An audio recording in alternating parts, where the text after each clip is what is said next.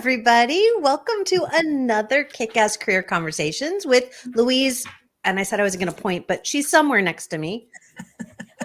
Louise and me. I'm Kim. And Shannon. Hey, Shannon. Hello. We are going to learn more about Shannon in a little bit, but we want to get started like we do every week. What are we celebrating this week, friends? I'm celebrating this moment, this opportunity to reflect. Kim, you and I, we had a fantastic conversation earlier today just about the power of reflection and how impactful it is and how that's the only way we learn. And the only way we grow is when we pause for a moment and reflect. And so I'm celebrating that. I'm celebrating this opportunity that we have together every week to pause and focus on those things that we're celebrating, because that's all part of it too. It's not just about the things that don't go well and that we want to change or do differently or do better, be our best selves. But it's also about the things that went really well, because we don't spend enough time on those things. Yeah, love that. Love that. Yeah. Shannon, how about you? What are you celebrating this week? Well, maybe it's an early celebration, but I fractured my hip about 6 weeks ago.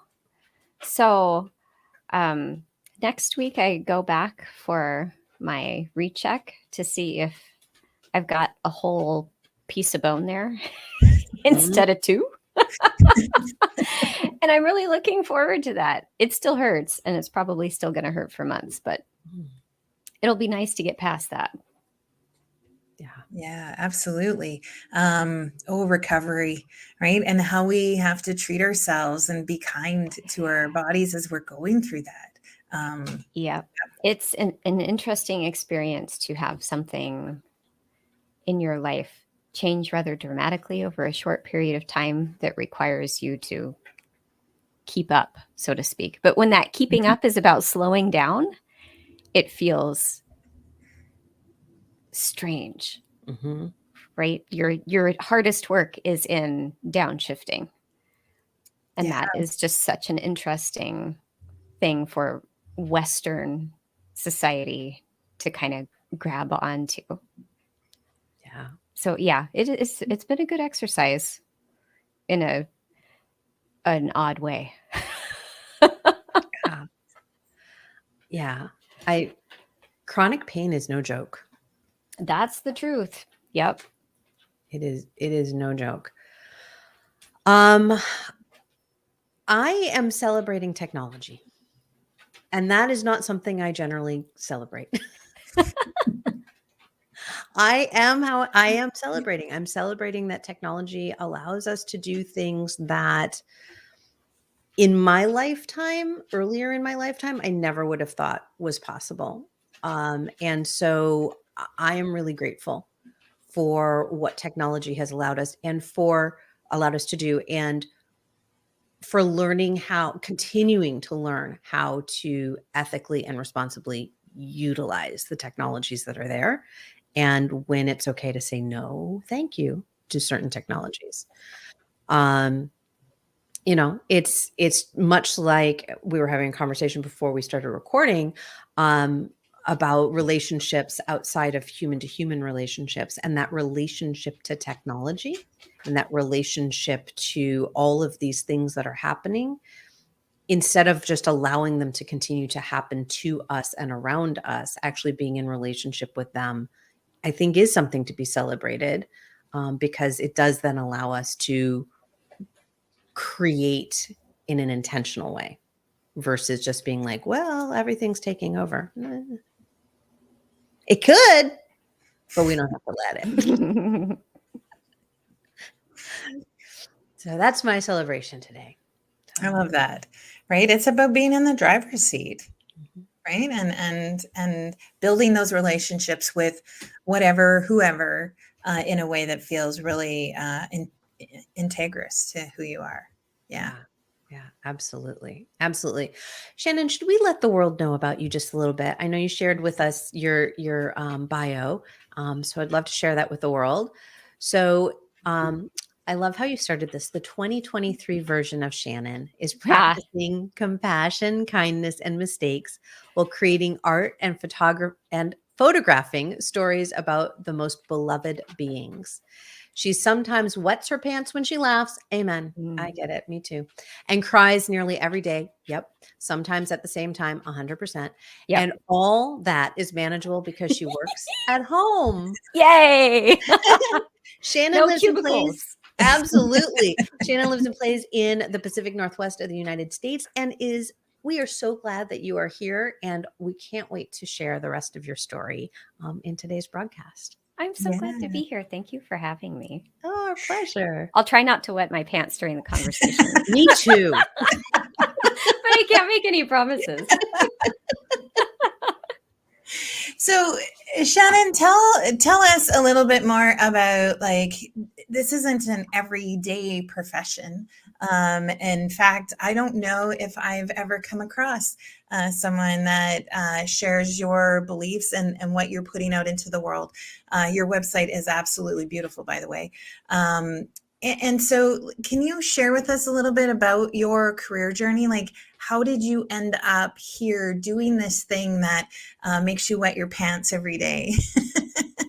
Well, that is a really long story. I'll give you the short version. Before I started doing art full time, I worked in emergency management.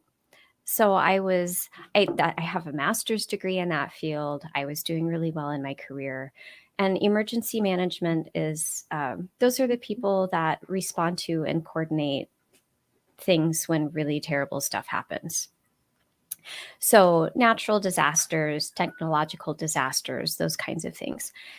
And I loved that career. I mean, it's so exciting because there are so many different types of professionals that need to come together to do that work. You have people in agriculture and people in medicine and people in education, and they all have to share information and collaborate. And I find that so incredibly exciting. And it is a really chronically stressful environment because the deal is you're always waiting for the bottom to drop out of things. You're always waiting for the worst possible thing to happen. And that's what you prepare for every day. There are no sunny moments in it. But I loved that part of it too. And so I was working away in it and I got really, really sick. My doctor said at some point, she said, Shannon, I don't want to tell you that your job is going to kill you, but it's not compatible with your health. And so you have something to think about here. You're already, best case scenario, your recovery is like 3 to 5 years for what I was experiencing at the time. And do you want to have that be 3 to 5 years, or do you want to try to go back to this job that you really like and be sick forever? And I thought about that for a long time because there was a lot of identity wrapped up in the job. You know, I was the job, right? Yeah. And I decided between that and another factor that I have a young person who at the time had just recently been diagnosed with epilepsy and was requiring a really high level of care. I thought maybe this is a good time for me to just stay home for a little while and I'll recover and then I'll go back. And that was in 2016. And I haven't been back. And I don't miss most of it. I still really enjoy the work. I get excited talking about it, but this, I think, as odd as it seems to people that have known me for a long time, this art stuff suits me better. So I'm glad to be doing it. It was just one of those things that I was home and I was looking for stuff that I could do. And I had been a photographer for a long time, but it was, even though I had the business and I was paying taxes, it was on the side and it was more like a very expensive hobby, right, than a real business. It's a hobby that I paid taxes on. So I thought, well, I'm here. I might as well make a go of this. And that just sort of morphed into other things because I would meet people that would say, oh, I wish I had known you, or I wish I'd met you 6 months ago. And now that someone that I loved, that I would have loved for you to photograph, has died. And so that's when I started teaching myself how to make other kinds of art. So I do painting and things like paper collage and stuff, and I teach classes every week. And yeah, it's been an interesting collection of felicities and happenstance. It's beautiful.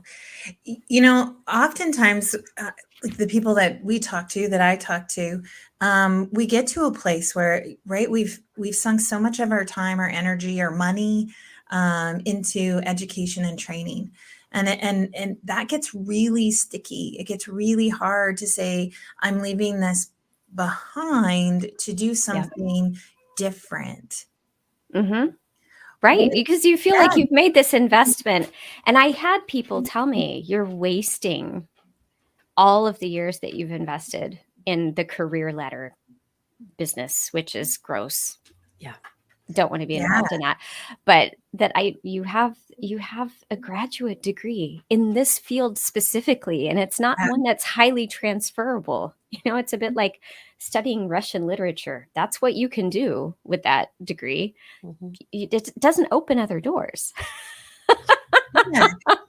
But you're following you're following a path, like you're following your heart, like you loved what you did, right? And so you identify with that too. So I'm really curious, like, especially around our theme today in our episode, like, was there like a feeling of failure that came attached with leaving all of that behind? Yeah, it was. And it wasn't just in me. So I'm hard on myself, like a lot of people are. And I typically think of myself as my harshest critic. At this time, though, I had also a lot of people, it felt like they were coming after me. Like, what? Okay, so you're taking this time off to regroup, but you're coming back, right? You're coming back. Because if you didn't come back, that would be awful. What a waste. We need you in this professional community. Pressure, pressure, pressure, pressure, pressure, pressure. You're going to do art? Are you kidding? What is that? What's happened to you? It was a lot of that. And I know that people meant really well, and it was supposed to be motivational, like tough love. But to me, tough love isn't, it's just tough, and it's nasty, and it's not loving. There are much kinder ways to go about supporting somebody. But yeah, that was hard because I felt like I was disappointing myself. I was losing all kinds of money. I was sick. So my abilities to do things were limited anyway. And I was already down on myself for not being the person that I had been. So I had the identity crisis of the job, but also the identity crisis of what was happening in my body and what limitations I had at the short term and what that would look like in the longer term. And I just didn't know a lot of things. There was so much uncertainty. So it was hard. There was a lot of crying and just general unease with where I was in the world. We get through that stuff though. We figure out ways. And I specifically holding a camera in my hands was one of the things that really helped me, because when I do that, I stop thinking in the way that humans think of as thinking. I wasn't thinking about thinking. I wasn't thinking about myself. With a camera, I go into curious mode, and I'm just looking for what's interesting to me today. What do I want to learn more about? Oh, look at this. This part looks broken. Let's investigate that. Or looking for ways to not make things beautiful, but to show that they are beautiful when they're conventionally overlooked.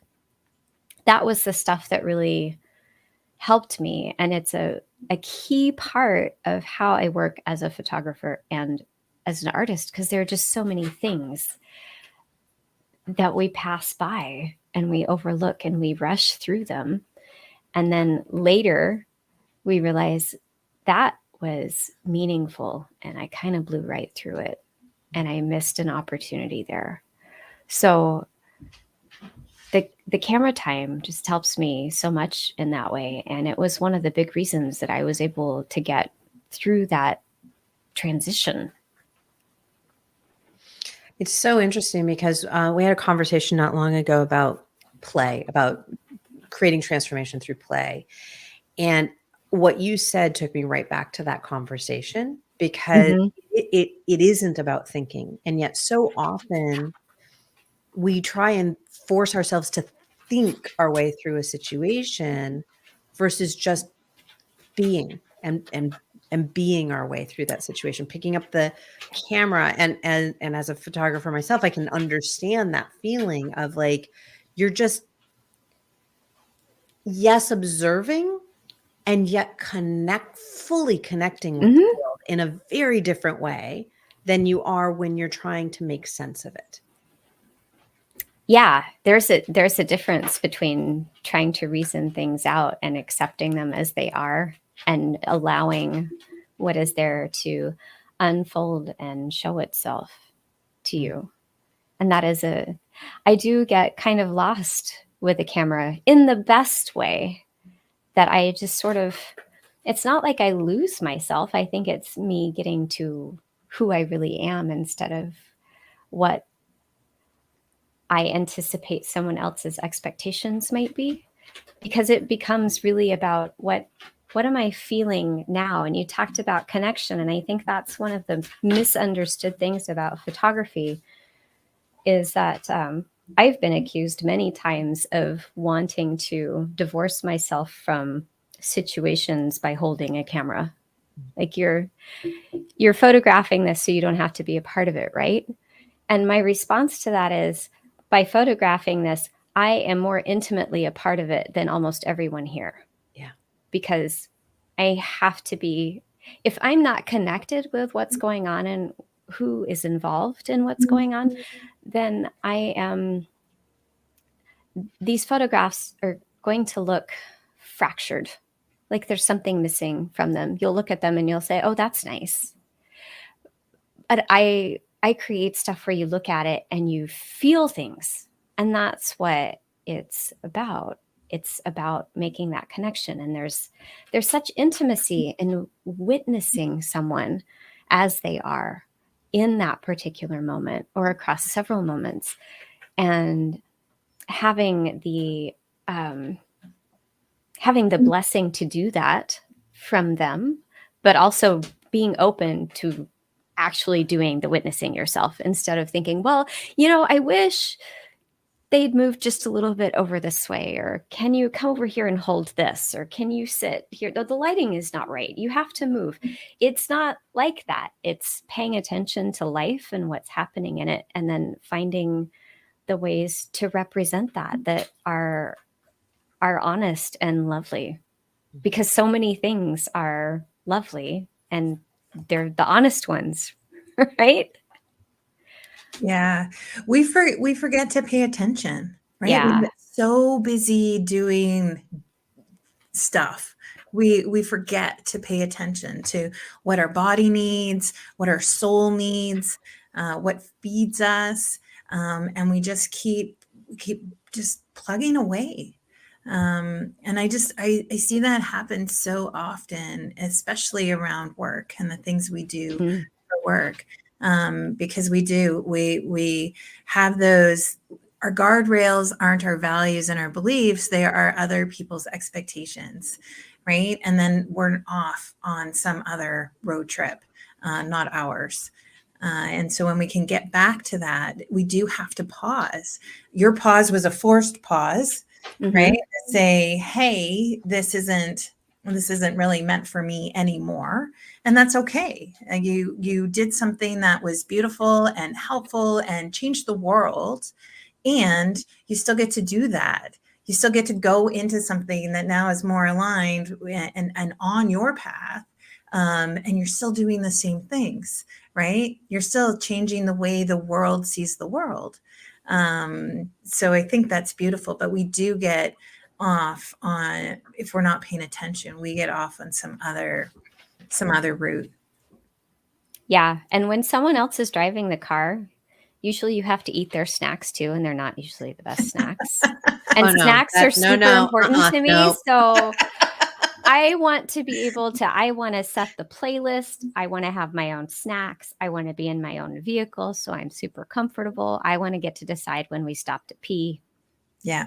You know, yeah, it's when you're riding with somebody else, you can't do those things. Yeah, no, And see, that's not me. You don't realize it makes that much of a difference until you're stuck on a 4-day road trip and you think, maybe I didn't consider all of this. Yeah. That used to be I grew up with road trips like that, right? I grew Yeah. up where it was, it's the driver's way or the highway. Yep. Quite literally, I suppose, but that is not. I plan the road trips. I don't drive it. I love my husband. He drives all the way because I don't love driving on highways. Now, if we're backcountry roads, I am happy to do it. But the highway part, he drives the whole way. I choose the playlist, or I pick it with our daughter. I pick the snacks and make sure there's something for everybody, but also make sure there's something for myself. Yes. When we have to stop, but that's the communication and that's the connection. It's sitting there and saying, we have created an ecosystem within this environment, this car, and we're going somewhere together. So how do we create that opportunity to do it together versus that it's the driver's way or the highway? Yes. Yeah. I love this. I love this metaphor. I talk about it all the time. Road trips, yeah. Road trips and how we get on autopilot a lot. We think we're in control, right? We are. Throughout my corporate career, I felt like I was in control of things and I was in the driver's seat. And I didn't realize who my passengers were. Right. And there's nothing wrong with when you come off autopilot and you're like, how the hell did I get here? I'm not really sure. Could I have caused 18 accidents on my way because I really wasn't paying attention? Yeah. But I got to a place anyways, where I was like, whoa, you're not my passenger anymore. Get the hell out of the car. I'm going a different way.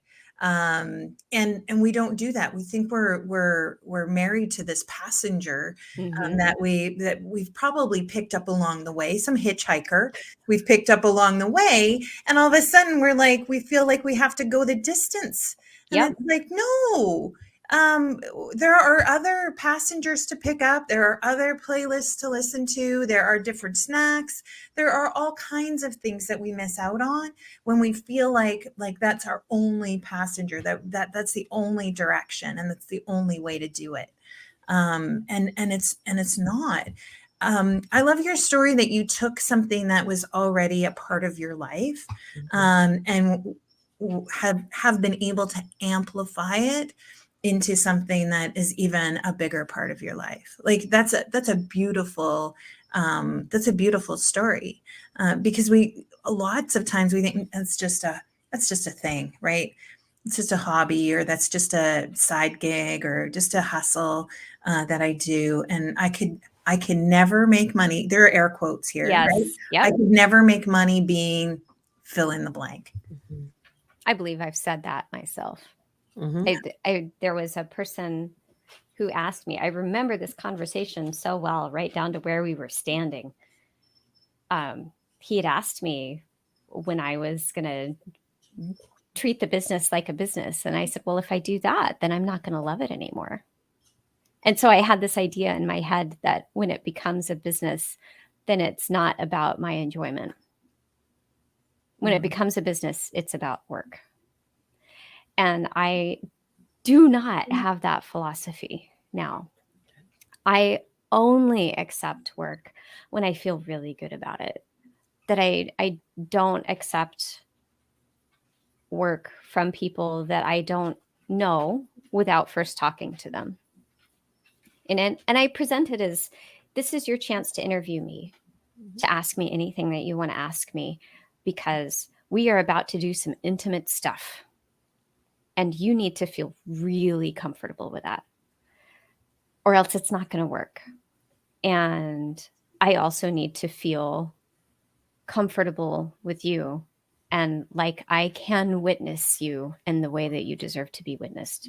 And if I don't think that I can do that, I will recommend someone that I'm sure could do better than I can, because not everybody is going to fit together. Mm-hmm.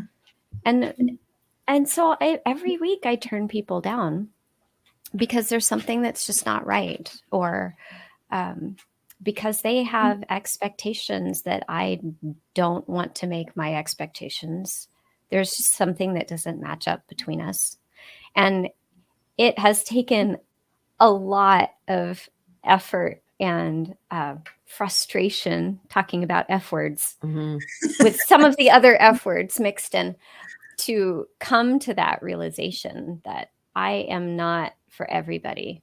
If I'm for 2% of people, I consider that to be a wild success. Mm-hmm. And 2% is really, really small. But I'm after the weirdos. I am after the people that feel like the things that they believe or hold true are different, and that they sometimes feel othered, like they can't talk about things that are important to them because someone else is going to say, well, why are you talking about that? That's just not, don't waste your time with that. Those are the people that I want to be with, because I feel like those are the people that need compassionate witness the most. But also they're the, I am that people. So I get that. So from leaving emergency management, right, into how you are now living, very much, you've created a business on your terms. You've crafted the business that you want to craft.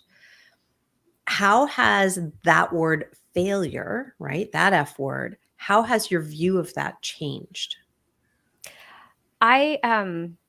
Okay, so I want to tell you about my calculus teacher in high school. Cool. Which seems like it's not connected at all. I'm a huge math and science geek. So yes, I took calculus in high school.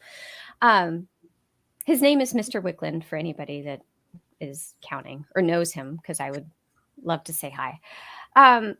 But calculus is hard, right? And calculus proofs are long and tedious. You can go through easily 5 pieces of paper doing one math problem. And so when we had tests, we had to come into school early. We had to get special permission to do that because we needed longer than 50 minutes to be able to work through one math problem. And Mr. Wickland was so awesome. The first time we had a test, everybody's really nervous about it because it's a test with one problem. You get it wrong or you get it right. Mm-hmm. This is a room of kids that are feeling the pressure to get into the right colleges, because that's who takes calculus, right? Nobody does it recreationally. Well, I did.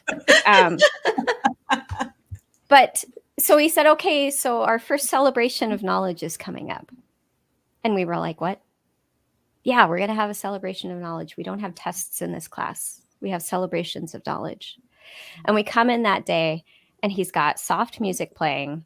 He's turned down the lights a little bit. So there's still plenty of light for you to be able to see, but it's not glaring overhead fluorescent light.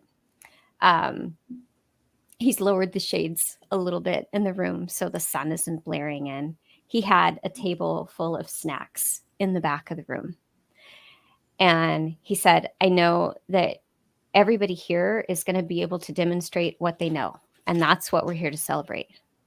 And you're going to make mistakes on the test. I'm going to get kind of teary about that. I've not done that before. He was just such a compassionate teacher. So we're here to celebrate the knowledge. We're also here to celebrate the mistakes. So I want you to feel good about those, because you can do it the right way, and you will do it the right way a lot of the time. And when you don't do it the right way, that's when you're learning something. So if you go through this test and you don't prove the proof, right? Your proof doesn't work. That doesn't mean that you've failed. It means that you've learned. And so my job as your teacher is to go through line by line in all of these pages of work that you're showing me and point out to you where you got it right and where you're going to learn something for the next time. So it wasn't a pass-fail situation for him. He very tediously went through every little thing, and he pointed out, this here is great. You happen to get this right. And this mistake that you made, this was a math error. It was arithmetic. It wasn't about your understanding of derivatives. It was subtraction, or it was division, or something like that. And so he very kindly pulled all of that stuff out for every one of us. And he met with us individually to talk through it, because it's not the kind of thing that you can just put back on somebody's desk and say, here's how you did. And having someone like that invest in not just education, which is really hard to do in public school when you have a room full of kids, but to invest in who we were as people, and to look at not potential for the sake of, oh, you guys are great and you're amazing and you're going to do all of this stuff if you just continue to work hard, but to say, you are going to make mistakes. You will fall on your face. You will get 2 pages into this and realize, I've done something catastrophically wrong because this can't possibly be right. And then you have to decide what to do. You can go back through and figure out, do I want to start this again? Or do I want to keep going even though I feel like this isn't the right thing? And he always encouraged us to start over from the beginning, because we were going to pick up different things that next time. So he would say, even if you're looking at the clock and you realize there's no way I can finish this proof before class ends, I cannot finish this proof before the test is over, go back and do it anyway, because I will be there looking at your work, and I will be able to see what you did, what went wrong, perhaps guess at why you decided to start over, and evaluate that. Mm-hmm. So, just a math test, right?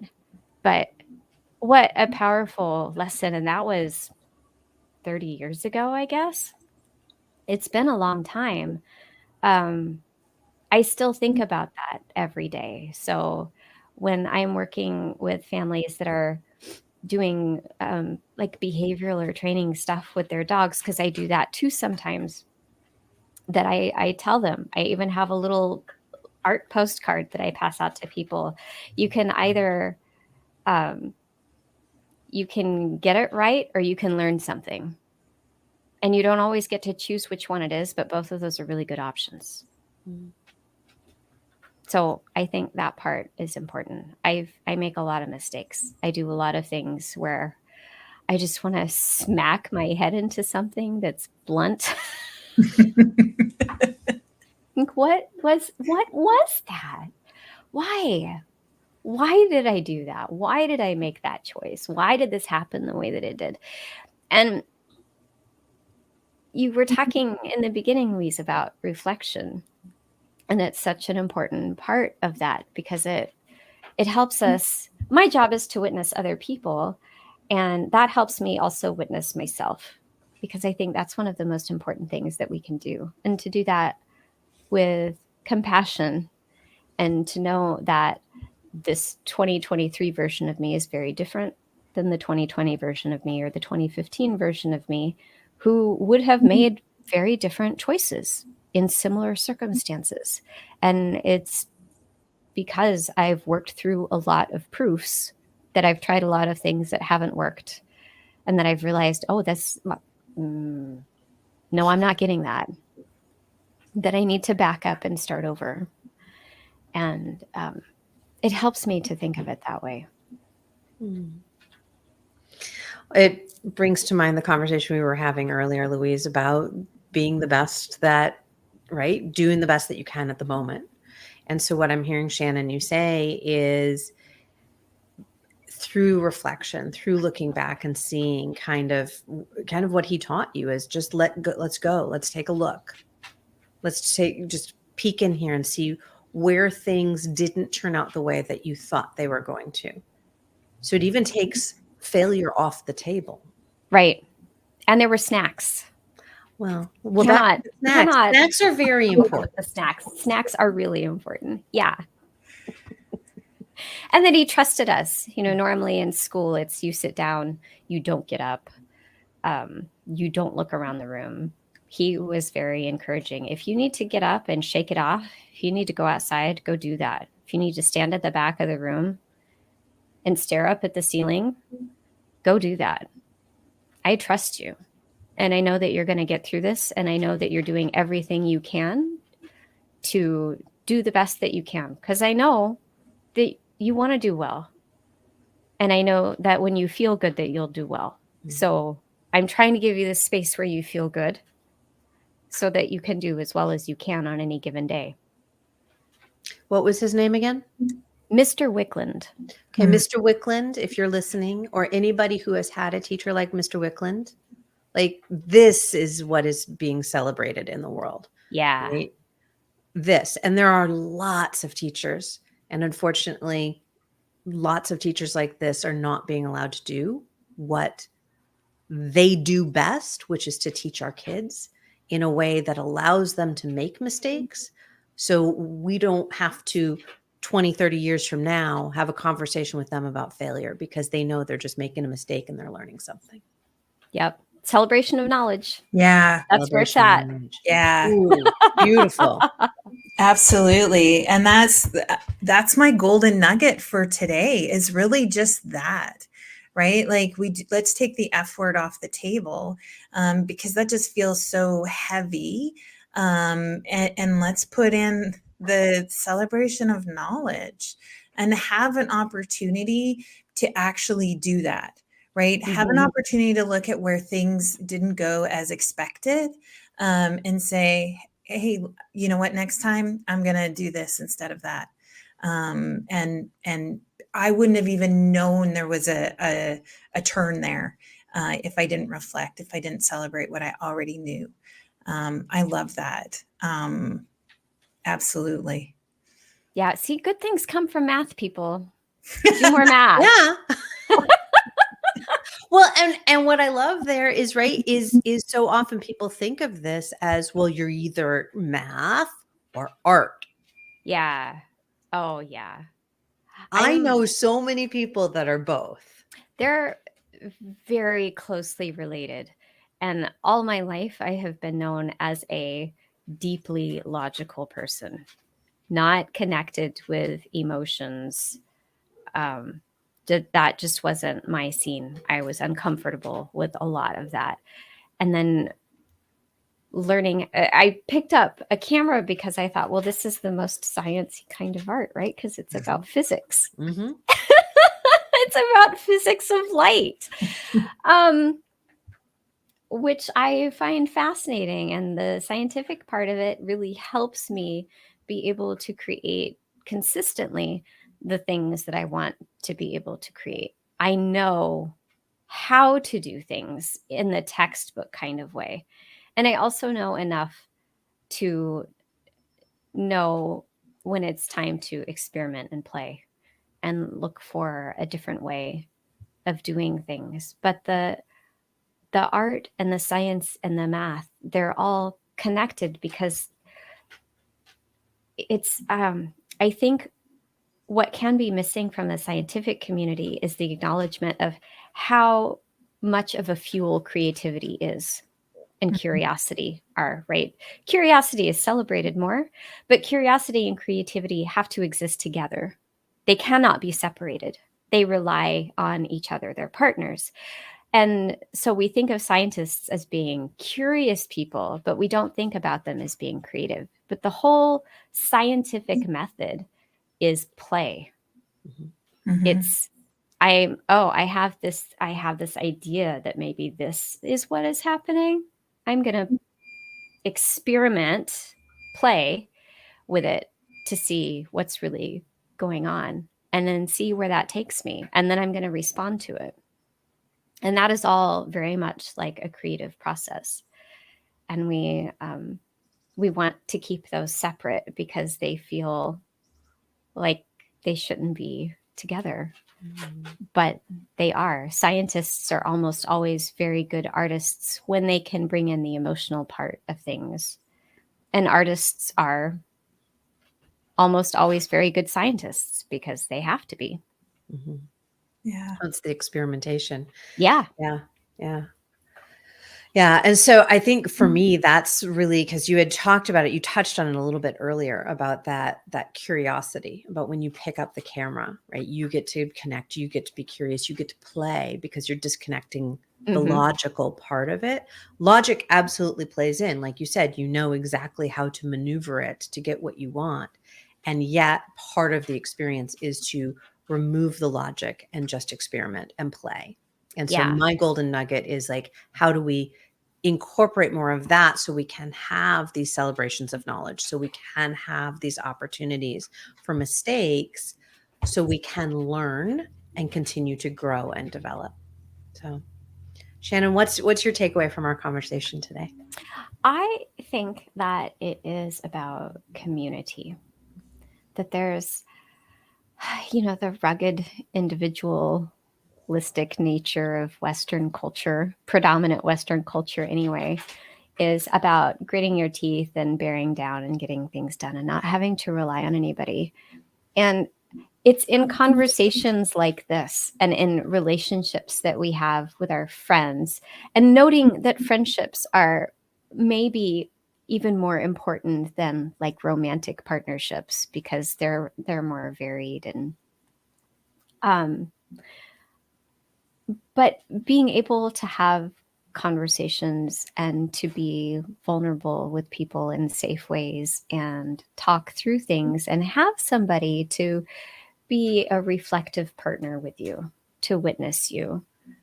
Those kinds of things I think are so important to who we are, to how we can celebrate our own knowledge just in the human experience, and about who we are as people, not necessarily about what we're doing, although that's important too, but like who am I as an individual meat suit user? Mm-hmm. And what is that like, and how do I fit in, not like the popular cliquey fit in, but my place here in the world and in the community? What does that look like? And I think we have to bump up against others to really sort out some of that stuff. We can't do it all by ourselves. And so the work that you're doing with this and having these conversations that are so much better than the conversations on many other podcasts where it's the zippy intro and, well, how are you crushing your goals this quarter? And, that kind of, that's not for me. This stuff I really like. This is the juicy, delicious part of life where people are being people and they're talking about what that's like and what that means. And we need more of it. So I'm really glad that you're doing this.